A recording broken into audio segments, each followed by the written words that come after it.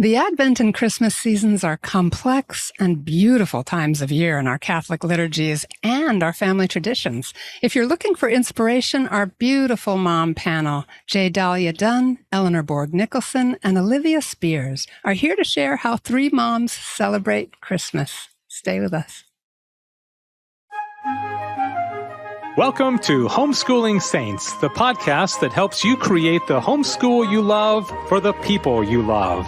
Our host is Lisa Mladinich, a Catholic life coach, TV host, best-selling author, and an instructor at Homeschool Connections. Before we get started, remember to subscribe to this podcast so you never miss an episode. And if you're watching on YouTube, click the bell to join our channel. Hi, I'm Lisa Mladinich, your host, and today our guests are Jaydalia Dunne, Eleanor Bourg Nicholson, and Olivia Spears to give you a peek into how three moms homeschool their toddlers. And now I'm going to go through and introduce our panel. And those of you fortunate enough to be seeing these beautiful women on YouTube, they're going to give you a wave as I read their bios. Jaydalia Dunne is a homeschooling mother of four children, the oldest now away at college. She enjoys reading, the fine arts, gardening, travel, and attending the traditional Latin Mass with her family. Eleanor Bourg Nicholson is a scholar, Gothic novelist, Victorian literature teacher for Homeschool Connections, homeschooling mother of five, and an amateur wrangler of feral toddlers, fueling her Gothic inclinations. Olivia Spears lives in Kentucky with her lifelong homeschooled husband and four children. She is passionate about catechesis and delights in a steaming bath. Wow, haven't had one of those for a while. We've got contact information for these wonderful homeschooling moms and resource links and things like that. So don't worry about scrambling to write things down. If anything gets added spontaneously, we'll throw it in the show notes. Welcome to the program, ladies. Thank you. Thanks, Lisa. It is great to see you. It's so fun to connect over the miles.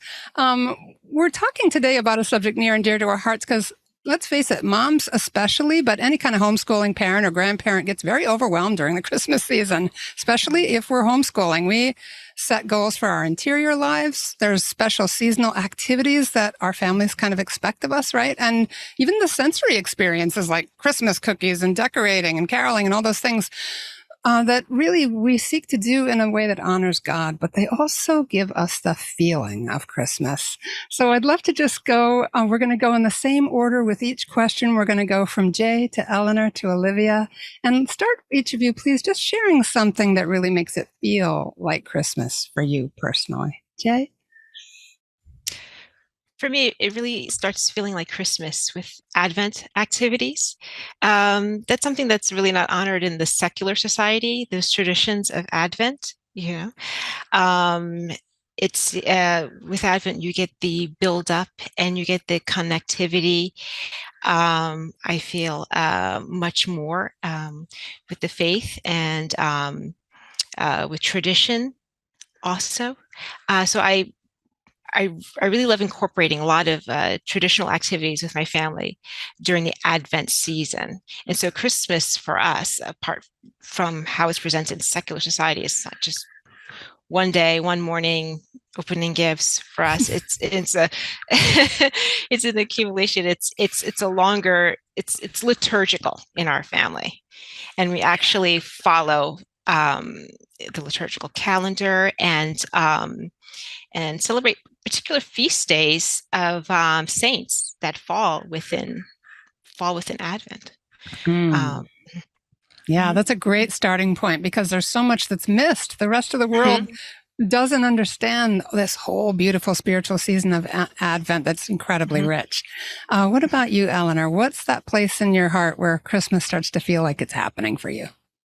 Well, I agree with Jay that it begins for us with Advent. I'm very attached to the Advent practices because the more that I can draw out the prayerful preparation, the more I can engage in Christmas. So if you want just one quick example, there's a Christmas novena that we said when I was a child, and it's a wonderful book. It was called Celebrating Advent and Christmas. It was a source book for families. It's not available anymore, but I found it online and the links will be available. But just the prayers that we would say together, not just with the Advent wreath, but just building up that anticipation and really living out Advent before we even get to Christmas. That was very important to me. And I can tell each of the steps, like when we get to the Christmas novena, it's like, all right, it's O antiphon time. We're almost there. And it makes a lot of the other dizzying preparation feel less overwhelming so that I can feel like we've connected. The years when I forget to start the novena on time, those are the years when I feel disconnected. And then we just have to catch back up because, family. There's always special graces during Advent, too. So if anyone feels like they chronically just get disconnected, join the club. How is it for you, Olivia? What really connects you into that spirit of Christmas? I agree. It's definitely the start of Advent. And particularly for me personally, it's the external changes that start to happen in our home around Advent, too. So it's the putting away of anything fall. It's, bringing out, of course, the Advent wreath, on the table, and the blankets and the candles that are just reserved for Advent, and all of the picture books for all the feast days, like Jay was talking about during Advent. And kind of making those like little hubs around the house. I think because I spend so much time in our home that visual external shift of decoration as we begin to decorate in Advent, and the lighting of the Advent candles every day, I think that really helps my brain get into the season, which really allows my heart to enter in with the Lord into the Advent season. And so, as soon as we start kind of shifting the externals of the house as Advent begins, then every morning I wake up and I'm reminded, this is where we are, Lord, And so, so that's really when it starts to feel like Advent to me, which, to Eleanor's point, makes Christmas Day even sweeter, when all the halls are decked and we've been doing our Advent prayers and traditions. So that's where it kicks off for me. Yeah, thank you so much. I feel like that tactile and visual part, we don't always think about it, but our liturgy is made for all our senses. And so the way we live in the faith, right, it can engage all our senses too. Thanks so much. That's such a beautiful context for our conversation, ladies. Let's go back to Jay and just tell us the ages of your children, for starters, Jay, for anyone listening. And what are the kinds of priorities that you start integrating into your homeschool during the season? My oldest, who just went off to college, just turned 18. Wow. Then I have a 14-year-old. And I have a soon-to-be 12-year-old, and my youngest just turned 7 years old. Wow. Yes. So definitely the tactile aspect, the senses, which we incorporate as Catholics in our worship. Anyway, we worship through all our senses, which is really beautiful. The visual, the smelling with the incense, all our senses, the hearing, the singing, is particularly the carols during the Christmas season. But yes, so during the for homeschooling, there is a blending. There's a beautiful organic blend between homeschooling and just living our lives in our home. It isn't compartmentalized, and so I love that also. So the faith is integrated so naturally and so beautifully. So for example, when the other mothers had brought up the wreath. So in some years, we'll actually get beeswax and roll our candles. So we do that in our homeschool, roll the candles. Wow. That we'll use and put in our Advent wreath and light. And beeswax, I prefer that anyway because it's so lovely. It smells so nice, and it's yes. So we get those honeycomb sheets and we roll that. There are a few places people, if they're interested in incorporating that tradition in their family, they can find that several places online. To get the sheets, I feel, is easier when you're dealing with beeswax. I particularly love the honeycomb stamped ones. Oh, wow. And of course, you get it in the beautiful colors. Yeah, and you get in the colors of the purple and then the pink, for the Advent colors. And that's a wonderful tradition I try to do every year. Some years maybe time constraints, like, oh, we didn't think to order it and with enough time left over, so we have to just buy the candles maybe from a local Catholic shop. But it's nice to have it ahead of time to be able to roll them, and especially with the younger ones to do that. I think that's lovely. Yes. Yeah, what a beautiful memory. The smells, the feeling of it, the togetherness of that activity. But I also love the underlying priority of we're honoring something, whether we have time to do it from scratch or we buy our candles. There's that priority that the family recognizes. We do, we do what we can. Yeah, I love that. All right. Eleanor, what are you thinking of when you think about, tell us the ages of your children first, and then what kinds of priorities are you integrating into your homeschool during the season? We have 11 and a half, almost 10, 7 and a half. I'm sorry, 6 and a half. He's not 7 yet. Oh, goodness. 6 and a half, almost 5, 2 and a half. All their birthdays come. We actually have a birthday fall halfway through December, and a birthday that falls in the 12 days of Christmas, and then all the others follow. So anyway. But I agree with Jay about the living liturgically. I mean, we do start not immediately when Advent hits. We don't completely put the brakes on formal, lessons, math. But as we get closer to Christmas, we become more and more invested in that preparation together. And it's everything from what we've discussed, decorating, which we do very, very slowly. I hold out until the trees are going to be dead before we get our tree. Because I don't want to rush that. But we then decorate it with lights and Jesse tree ornaments, which means we're revisiting all of salvation history before we even get to Christmas. And also a lot of the hands-on activities and other study. We do a lot of rereading of Dickensian Christmas stories. And at the same time, apply ourselves in almsgiving and service, which is a critical part of Advent preparation. And that's very Dickensian. His whole central theological belief was that God became man, God with us, Emmanuel, means God redeems us, and our hands are supposed to be helping redemption and serving our neighbor. So we do a lot of almsgiving while we're listening to Dickens' Christmas stories, because that feeds my joy. Or for example, my husband will come up with fascinating things that we can do with the children in an instructive way, but also still feeding that preparation. There's a documentary called Star of Bethlehem he pulled out a couple of years ago, and we rewatched that because it's an astronomical study based in the Bible. And I also, I'll give you a link for that too, Lisa. That sort of thing. And you can tell the wide range of children. The older ones are going to be connecting with that in one way. And the 2.5-year-old can just be full of awe and delight, and hopefully not tear the tree down. I love that. Yeah, we kind of let them come to it as they are able developmentally, right? And God knows, God is doing all these amazing unseen works as well. Olivia, what about you? Tell us the ages of your children and what kinds of priorities are you integrating into your life together? Yeah, so my kids are 9, 6, 3, and 1. And talk about developmental. So that goes into my main priority, which is I just want to talk about the incarnation during Christmas.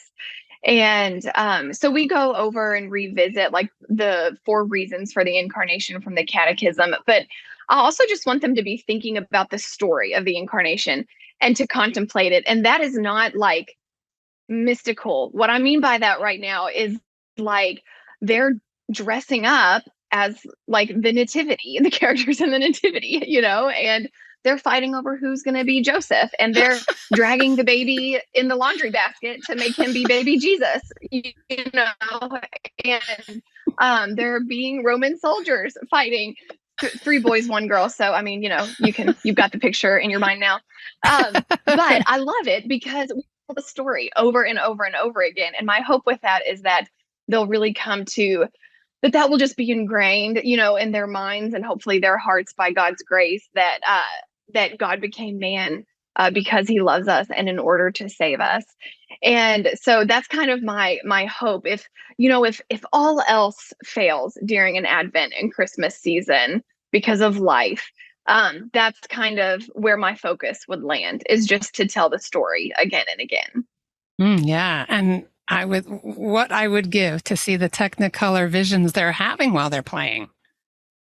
Right? What is the Holy Spirit doing developmentally at that age while they're imagining, and what will stay with them in some form as they grow closer to God? Because I always say, we're not playing, we're doing. We're not playing, we're doing. That's okay, you know? And so it's like, all right, they're in it. Yeah. Oh, I love that so much. This gives me the holy shivers just listening to the three of you. The love, the intentionality, all the deep thought and the care for our faith that's going into it. Everybody, we're going to take a very short sponsor break, so don't go away. We are with Jaydalia Dunne, Eleanor Bourg Nicholson, and Olivia Spears to share about how three moms celebrate Christmas, and we'll be right back. Hi, I'm Walter Crawford. And I'm Maureen Whitman. We are the co-founders of homeschoolconnections.com and proud sponsors of the Homeschooling Saints podcast, which is here to help you homeschool more joyfully, more easily, and more effectively. We want to thank you for listening. And we invite you to check out our courses at homeschoolconnections.com. And now, back to our program. We're so grateful for our sponsors at Homeschool Connections. Thanks for staying with us. We are talking about how three moms celebrate Christmas, and we're here with Jaydalia Dunne, Eleanor Bourg Nicholson, and Olivia Spears. And let's go back to you, Jay, and just hear some more of the kind of day-to-day examples of what things look like in the Dunne household during Advent. Eleanor had mentioned it. We also like to incorporate Jesse tree ornaments. One year we had the children create their own, and while reading the scripture associated with each ornament, and just them learning about the genealogy of Jesus, and learn scripture from the Bible, and incorporating all of that with the Christmas season. And that's great. And they get to put that on the tree when we finally get the tree. And yes, yes, that's wonderful. And also the feast days that fall within the season. So St. Nicholas, I believe it's December 8th, putting candy in the shoe. There's also on the 13th is St. Lucy. And I know she's celebrated a little bit more in Sweden for cultural reasons, but I love the idea of, because my oldest is a girl, is a daughter.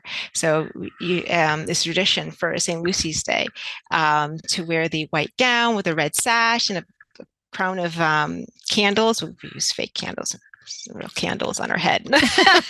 She'd be too nervous. Fire safety tip. Fire safety. And just coming down very early in the morning before daybreak. And we've also dabbled in baking the traditional, what they call it, saffron buns. They would do that in Sweden. The Swedish word is lussekatter, but the saffron buns. And they look like an infinity shape, like a figure eight. There shows plenty of recipes online, and that's a traditional baked goods for St. Lucy's Day. Wow. And doing all these things, and then they get to read the lives of saints while also so they each understand it on their own level, because the ages are so different.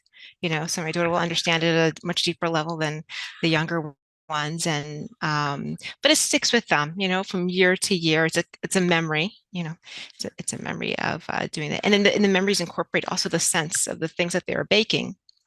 So they, your sense and your hearing, all these things have a memory too, and so you'll associate it with that time of year, and with Christmas. Yeah, Christmas season. Yeah, I love that. Jay, which of those traditions are like the ones your kids clamor for? What are they asking for each year? Like, are we going to bake the Swedish cakes, or what do they look forward to? Putting candles on their sister's head?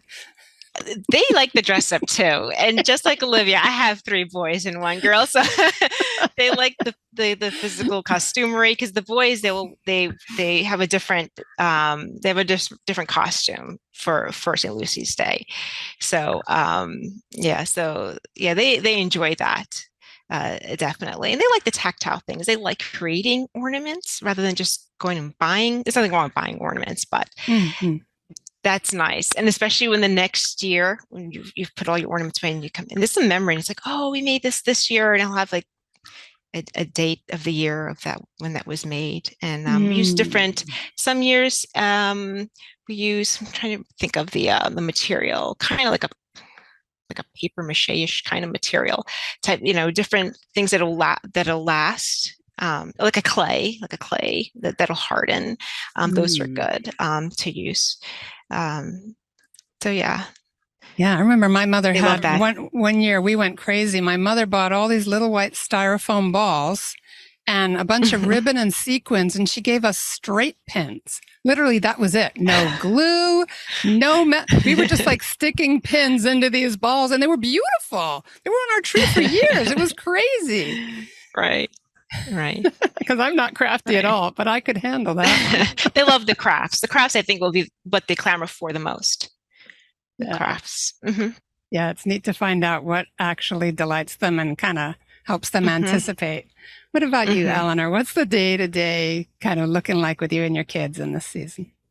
Well, we also observe a lot of the Saints' Day, St. Nicholas, St. Lucy. We did once light the candles, did not set our hair on fire, but we did light the candles just to take a picture. It looked really cool. And our saffron buns are never very good, but we always do it or try to. Not the year I was having a baby, that year, no. But we have a creche set and we put that out. And Mary and Joseph travel across the house. Of course, they're frequently kidnapped and become part of other games. And then they come back and then we say, did they progress further? And where did the wise men go? So that gets a little bit all over the place. But in a good way. But one really big thing we do, and this was something we deliberately decided, well, I decided when we got married, but my husband didn't argue and now he loves it. Oh, great. We celebrate 12 days of Christmas. Ooh. So on Christmas Eve, they get Christmas pajamas. Christmas morning, they get stockings and gifts from each other. There is a gift or an event every day for the 12 days. Don't panic. I do not spend a lot on Christmas. One of the things I do is starting in July, I start collecting used books to make sure that for about 6 or 7 of the days, they're each getting one book. But then there's a day when we get a family puzzle. There's a day where they might get Lego if they're lucky, but there are 5 of them. That's a lot. But also we have, I think I mentioned my son's birthday is before Christmas. My mother's birthday is 3 days after Christmas. And our second daughter, she's the 9th day of Christmas. So we're incorporating birthday celebrations as well. And then cousins come into town and it'll be, today's treat celebration is the exchange of gifts with cousins or uncles. And New Year's Eve was always extremely significant in my family of origin. It was the day all my cousins, there were 35 of us. We were all homeschooled. We all came to my grandparents' house and we would eat, we go to mass, then we'd eat, then we party, and then we'd have a spontaneous dance party until midnight. This is how I brought on labor with my second child, was dance party on New Year's Eve. But our children, our eldest isn't quite 12. So the dance party happens earlier because I'm going to bed. But we still keep that largely as a family celebration, but building in, again, even the saints after Christmas. My mother was born on the Feast of the Holy Innocents, so we celebrate that feast. We go St. John, just really dragging it out. And it's because as a child, we were very liturgically conscious, but I always remember being depressed at about 2 p.m. on Christmas Day because I was sleep deprived and we were going to have dinner, but man, we're done. So the joy really does last. And on the 13th day, when I'm taking things down, it's really satisfying. So you feel like you really got it. It's so, I'm a big fan of the 12 days. Again, don't break the bank if there's something you want to try, because there's so many different ways. Board game day, torture with all small children, but my husband's always game. Or on Christmas Eve, the other thing is my husband and the boys set up a Christmas train around the tree. And the boys do it because one of their grandfathers great-grandfathers was an engineer. So he actually drove a train. So those sorts of things. And we're talking about family while we're doing it. We're pulling out all the ornaments, some of which we've made. I am not crafty, but also many we've inherited. So it's this constant unfolding of family, of food, lots of baking, and of the prayer life, which means that dragging out Advent and dragging out Christmas, even if there are a whole bunch of days where I really don't feel like I've got my game on and we haven't done something that could go on Pinterest, engage with Christmas. That gives us what?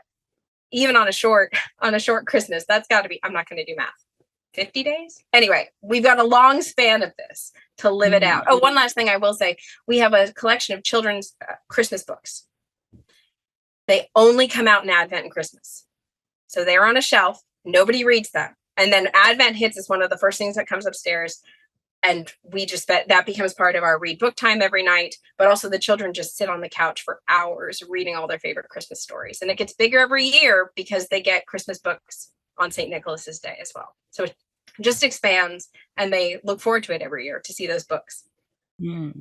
Nice. Wow. So rich and so much fun. I love the game on feel of it without having to like keep up with Pinterest or spend a lot of money. Like we can just recognize that our kids were forming them and that they can appreciate these things that our family values, that they're absorbing that. Olivia, what about you? What are some of the day-to-day ways that you're engaging in the season? Yes. So our homeschool days do start to change as we progress through Advent too. And like Eleanor, a big way this does for us is we too have like the Advent and Christmas picture books that only come out during those seasons. So I just start to swap, whatever we're maybe reading aloud in school. Now we're reading aloud, Dickens or, another Christmas picture book, one after another. And then we also do Advent picture studies of sacred art, which I can send you the link, Lisa, for that. And that kind of like replaces our fine art study, so we kind of transition everything we can of, there's still math and phonics and, and things like that. But we slowly really ease into the Advent season, and I try to swap out what I can to be kind of preparation for Christmas. Family prayer wise, we love the antiphons. Those are a part of our year every year. And we love doing like lighting the Advent wreath every night for dinner and singing the hymn. There are things that I would love to incorporate more in the future, like the Jesse tree, like more longer Advent prayers. But it's not our season for that. And right now we do a great job with singing O Come, Emmanuel and doing the antiphons. And so that's great for us right now. And so that's kind of our family prayer during Advent. And then, like you all have been talking about, really, if there's ever a time where the liturgical year really anchors our days, it really is during the Advent and Christmas season. And I kind of approach it when I'm preparing for it as like, if you've ever heard of habit stacking, it's the idea of if you want to begin a new habit, it's helpful to tack it on to a habit that you're already in. So, some people will say, oh, if you want to read more, read while you eat lunch because you're already in the habit of eating lunch, so on and so forth. It's pretty effective. But I like to think of that in terms of how to do all the wonderful, magical, meaningful things during Advent and Christmas without driving myself and therefore my family insane, because if I go, the family goes,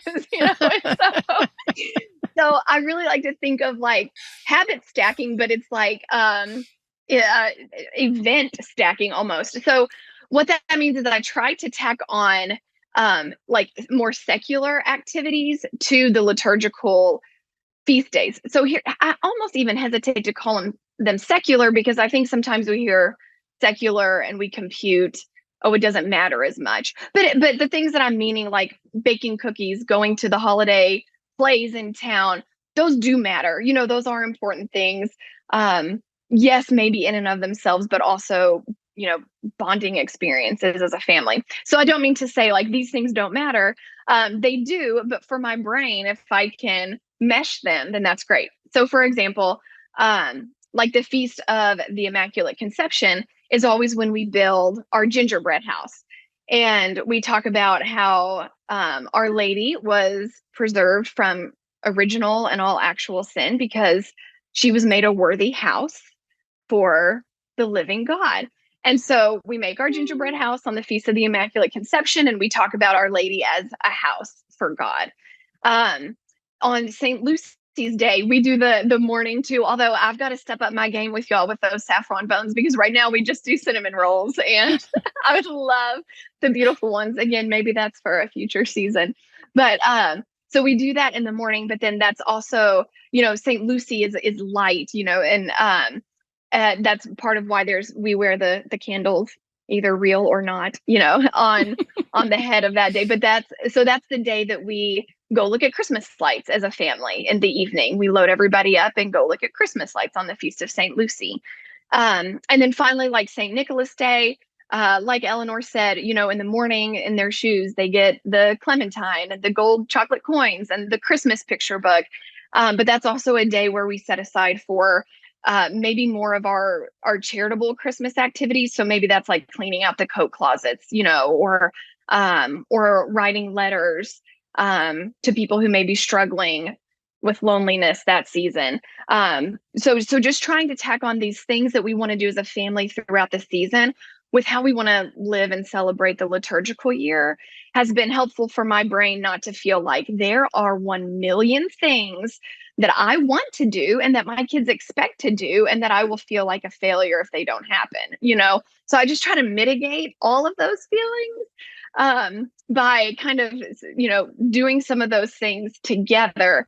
And those have become some of our very favorite traditions. Wonderful. I love that. I love just trying to be wise about it, not overstress yourself, not try to, like the references to Pinterest and things like that. We want to be careful not to be comparing ourselves to other people too and getting like ridiculous expectations. Like, what does God want of us? And that takes us to, let's start again with you, Jay. When you look back on just starting out with your kids and trying to juggle all of this and to, we'll get to what you've learned and you'd like to share, but let's start with, what do you wish somebody had actually told you ahead of time that would have helped? Don't try to do it all. Don't try to, just like you were saying, we have this image, and if this one little something falters, then, we can maybe fall in despair, like, but just connecting with what's important, and I think the living liturgically actually does help a lot with that. It grounds with that. Because I didn't have that growing up. And so it was more, my expectations of Christmas was more intertwined with things that were, I don't know, superficial, and just like Eleanor was saying, when we, Christmas came and you're starting to get a little depressed, a little afternoon, because it's like, oh, it's, it's so short, I love celebrating the whole 12 days of Christmas. We don't do gifts per se all those days, but just keep that the decorations up. We're not tearing down the tree the 26th, just keep it. We're still in the season, and it does help a lot. It's just you get the fullness. You get the fullness of the season, and you're connecting, and I feel in a much more deeper level than trying to just have a pretty facade, like the pretty Pinterest facade. Exactly. So yeah, if someone had told me just focus on what's important, just follow the liturgical season. And that's what if I don't do gingerbread of certain year, and there are years I haven't done those types of things, it was okay, because those weren't part of my expectations. That wasn't the focus or the focal, of this recipe or that particular decoration or Yeah. And I love that too, because it becomes the actual Dunne family Christmas that way. Mm-hmm. You're choosing, like, what are the things that really matter to us? We can't do it all. Mm-hmm. Yeah. Exactly. Can't What do a beautiful, it all, yeah, what a beautiful Yeah. lesson for your kids, not to have to be so pressured in And the they're not future. going to miss it. Yeah. They're, yeah, exactly. They just know what Christmas is, what their experience with. They don't have anything to compare it to. So sometimes you put these extra expectations, this extra, I don't know, idyllic, maybe from a movie, what it's supposed to involve. But they don't have those. They don't have those expectations, especially the young ones. Yeah, we kind of protect them from a lot by having our own guidelines. What do you wish, Eleanor, that somebody had just said to you when you were first starting out? I know you grew up in a homeschooling kind of almost like this compound of people all on this journey, so maybe it wasn't quite as shocking to you. But what's one thing? Well, it's actually something that was said to me. I was in the midst of a Christmas time panic attack because we've had stressful Christmases. We've had Christmases where I'm having a baby. There were two Christmases, one before one Christmas where I was losing a baby, Christmases where we were suffering deep family traumas and lots of stresses. But it was this, and my anxiety about disappointing my children, which is one of the hardest things for me as a mom. It's when I think, oh, I'm a failure. It's actually just translating to, I am failing you. This is the place I absolutely don't want to be messing up. And it's the reminder, my mother said it to me, and then my husband echoed it, which was, but we're forming their expectations. Like Jay said, what are they going to be disappointed about? And then when you stop and look at them and realize, all right, the house is falling apart. It's a catastrophe. And we had to stop halfway through Christmas novena to break up a fight. But just sitting here on the couch, looking at the tree, and the children are just drinking it in and just loving the fact that God became man and gave them this much joy. I can't, if I don't get in the way of that, our Lord does that work through us. So it's just take a chill pill. I've never actually tried to keep up with Pinterest, but in my head, there's this idea of there's a degree of parental presence and a degree of joy that must be achieved, satisfy all no, they're satisfied just by the joy of being together as a family. So any moms who are feeling like a failure, that's the devil. Throw it out. Just let the joy of Christmas wash over you too, because you're working really hard.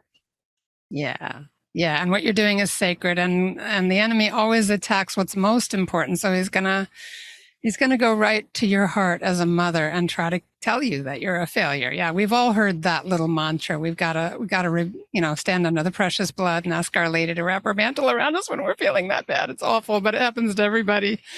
Yeah. Thank you, Eleanor. I'm sorry, Olivia. Looking at you and saying the wrong name, but welcome to my world. Yeah. So what do you wish somebody had told you? I just echo Jay and Eleanor.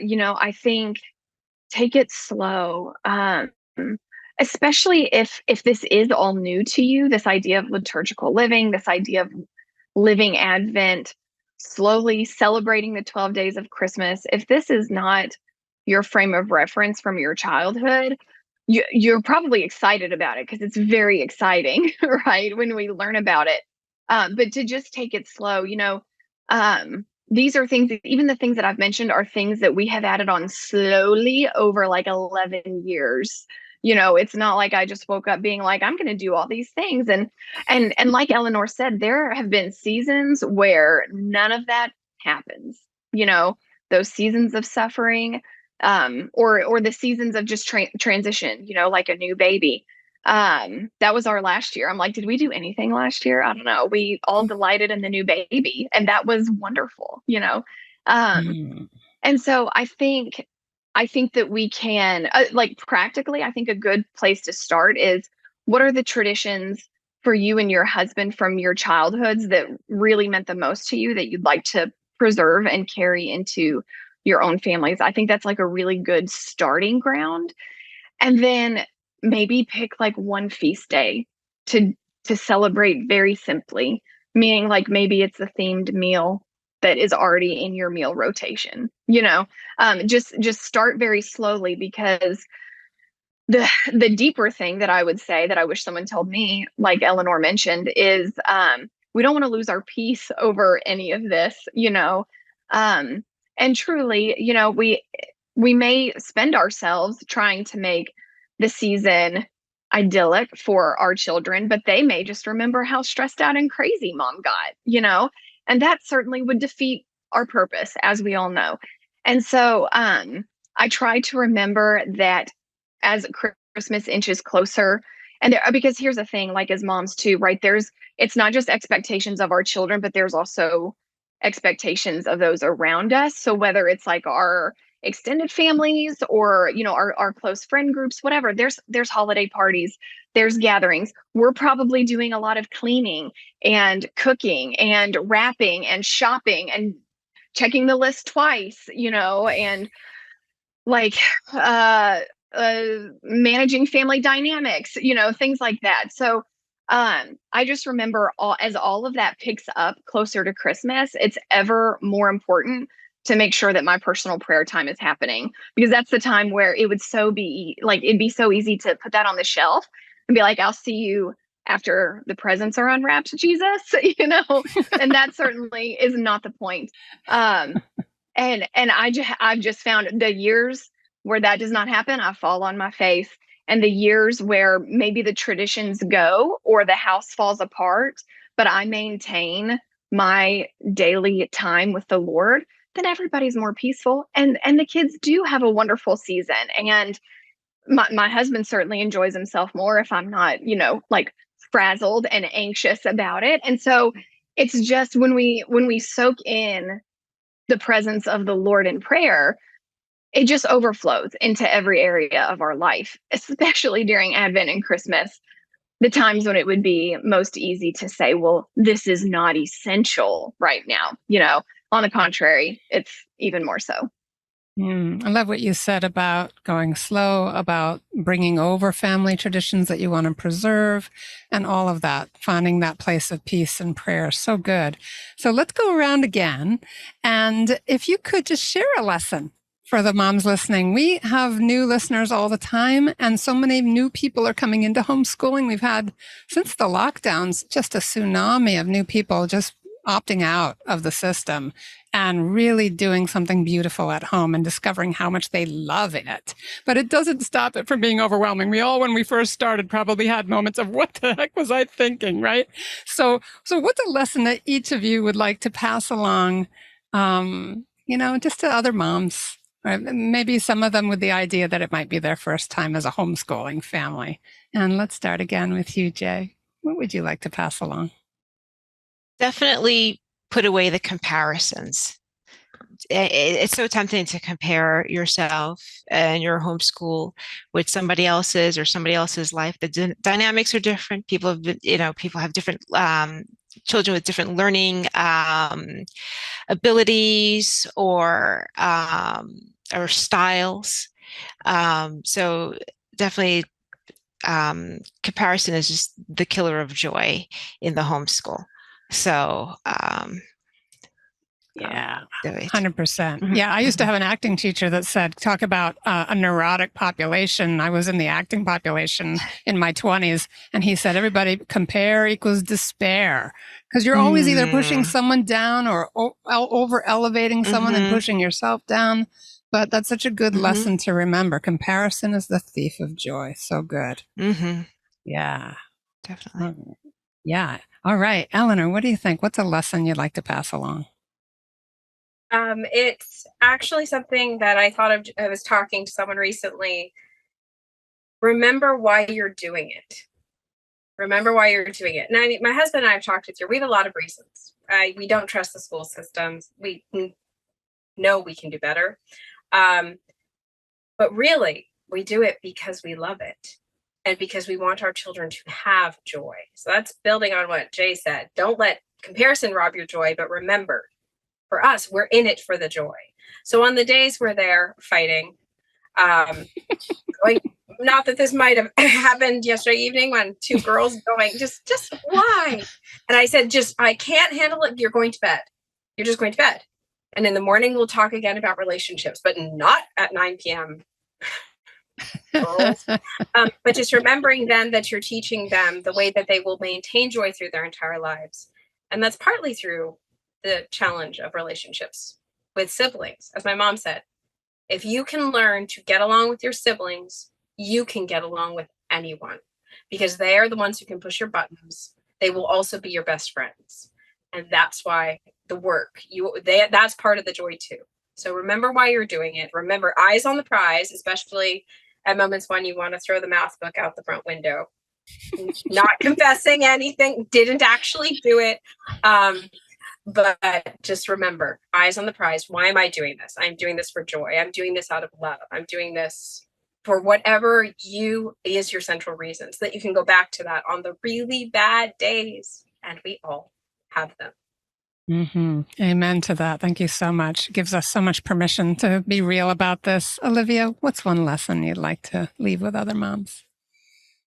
Yes, I would just say now's the time to have fun and to maybe loosen up a bit. I think that we can get a little tense around the holidays with, as Jay said, if we're battling comparison, or as Eleanor said earlier, if we're worried about disappointing the children, not to mention just like the day-to-day task list, we can let it kind of crush us. But I think that's the exact opposite point, of the preparation of this season. And so joy was exactly what was in my mind too, as you all have said so well. If we can loosen up a little bit, and if that makes you nervous as like a new homeschool parent, you're like, well, I can't take all of December off. You don't have to, that's not what we're saying. But again, just like making those little swaps of assigned Christmas themed reading, and just kind of watch the family take delight in this new way. Instead of derailing, I would argue that actually is a beautiful moment of refreshment for the homeschool family and in your homeschool year. And then I would just say, if we can keep in mind throughout the Advent season that whatever we're facing, whether it's a worry about a child or, some other suffering, or all the things that we're thinking of that have to get done, if we can just remember that whatever emotion we're feeling, whatever challenge we're encountering, the incarnation provides for it all. And so in becoming one of us, our Lord's humility is the answer to all of those things. And so if we can tuck that in our minds on those hard days, like Eleanor said, which we all have, and bring that to mind and say, the Lord has provided for this because he is with us, because he is Emmanuel. The Lord has already seen this. He's already taken care of this, and he's already here with me in this because of the incarnation. Then I think that can help us kind of reclaim the Lord's peace in our life, and to just have that perspective that we really actually want to have, which, like you said, is the long-term, long game perspective. So good. Thank you all so much. This is so good. We'll just do a quick round robin. If you want to mention any additional resources, if you want to pass, that's fine. But if you have one you want to call out, they'll be in the show notes. So let's start with you, Jay. Is there anything in particular you'd like to call out as a resource? I don't have any particular website, but I reiterate some items that the parents may want to incorporate in their homeschool in the Advent season. Again, the beeswax candles, the Advent wreath. There are many Catholic publishers that will have the just printouts of the Jesse tree ornaments, just that they can just print out and have, especially the younger ones, color and do with attached prayers to them. Also, maybe the ladies had mentioned Christmas books, maybe ones of the saints that fall during the Advent and Christmas season. Yeah, great. I find this. Mm-hmm. Yeah, thank you so much. It's a great Mhm. list. All right. Go ahead, Eleanor. Anything you want to add as a resource? Well, this is going to sound like a cheesy commercial, but if you have high school students, I have a course on Christmas with Dickens, and we read Christmas stories. It's in recorded with Homeschool Connection, so we did it live this summer. We did Christmas in July. It was so much fun. Oh my goodness. It's just, my understanding, I adore Dickens. I'm a Dickens nut, but we went so deep. And it just, my daughter who took the course, we're still unpacking it. So that's available for moms who want, something fun. And, since you're the parents, there are quizzes, but you could honestly just read the books, listen to the lectures, have fun. It's Christmas. Oh, I want to do this course myself. Thank you so much for It that. was so much fun. It was really fun. It was fun. And that's in the unlimited access when you look for the archived stuff. And that's a great, great program. Olivia, what resources would you like to leave us with? Eleanor, I'm going to need that link. I would love that so much. Okay, so I'll just quickly mention two things. We always love doing the picture study on the joyful mysteries of the Rosary through Advent and into Christmas. And then I also love Jen McIntosh has a fantastic resource for Advent and the 12 days of Christmas. She updates it most years, which is delightful. It's in her shop. But even if there's not an updated version, you can just use it and the dates, use the dates and not the days of the week, But in it, it's a treasure trove of different books to read or videos to watch on different feast days, different tradition ideas. So that's served as my resource for many years now to just pull from whenever I say, okay, here's a year where I may want to add a feast day. I feel like we can add something simple for a different feast day this year. That's where I go to, just all sorts of different traditions from the church and also fun things to do as a family. So that is a really outstanding resource too, for if you're just getting started or if you're just wanting inspiration. All right. Thank you so much. That's great. And we'll get all these links from you ladies. We'll follow up. And let's just go around one more time. Just any final thoughts that maybe the Lord is holding out to you, or there's just one little thought that you just want to leave our listeners with. This has been so rich and so much fun. Jay, go ahead and start us off. I actually wanted to add also to the resource list for the final day of the season, the Epiphany. Love reading picture books about the three kings, three wise men, three kings, and that too you can incorporate a lot of traditions into the family. Also with celebrating the Epiphany. With that story also. And I also wanted to add my all-time favorite book, Eleanor, is A Tale of Two Cities. It's not Christmas, but it is Dickens. I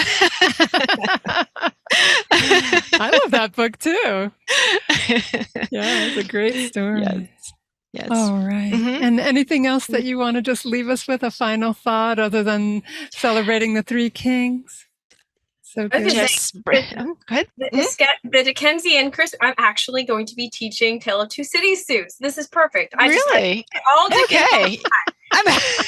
This whole show has been a ruse to support Eleanor as a brilliant instructor. Campaign to make people love Dickens. Oh my goodness, my lifelong campaign. And the day when I convert my husband, it'll be a miracle.